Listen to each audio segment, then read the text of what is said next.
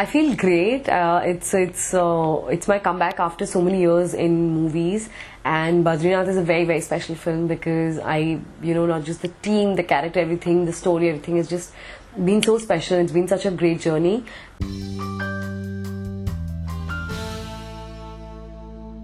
Oh, it was so nice. I think Varun has been in fact instrumental for me to land up on this project, and he's been a fantastic co-star. And I remember my first meeting with him, and when he recognized me that I was a girl from Makri and Iqbal, and he said, "Oh my God, I've seen those films."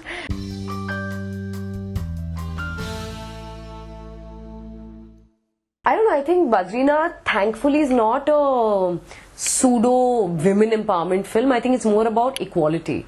It never speaks about just women being empowered or something, but it also speaks about the most important factor being the equality, that you need to start treating somebody as an individual first and just forget the gender. So even if it's a man who is doing, suppose is a writer and just sits at home and takes care of a kid, and the girl goes out to work, or he's jobless and she's working for the time being, and then they swap their roles, it's fine. It's not a big deal anymore. And I think that's what it largely talks about that sequence in the climax where Urmila Bhabhi is being weighed on that tarazu. I don't know how much is that practiced anymore, but obviously it's it sort of leaves a, I think it's something that affected a lot of people in the audience, and from Varun's point of view, from Badrinath's point of view, that here she is an educated girl, she was educated and she could do a job, she's career, she's ambitious, and yet she's doing something as silly as doing something like this. I mean, there's no harm being a wife and having kids, absolutely not, but somebody being deprived of an individual's right is something that sequence spoke about, and I think it's a very strong message given in a very subtle, funny, entertaining way.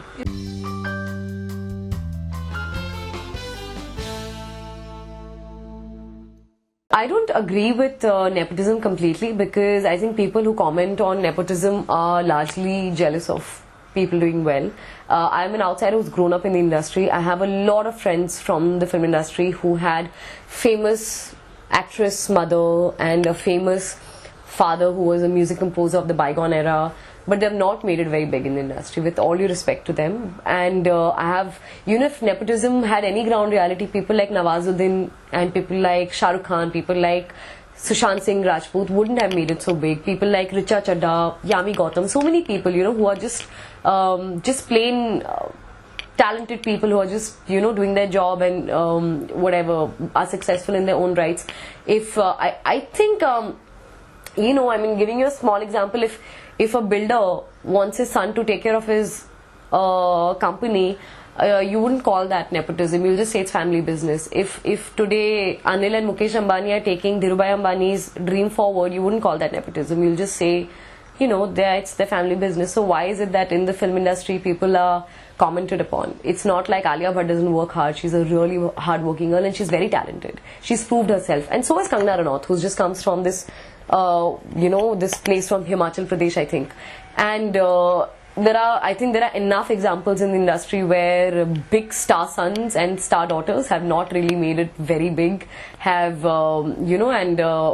think the only advantage star kids have in the industry is your first chance, and maybe the second, but the third you earn it.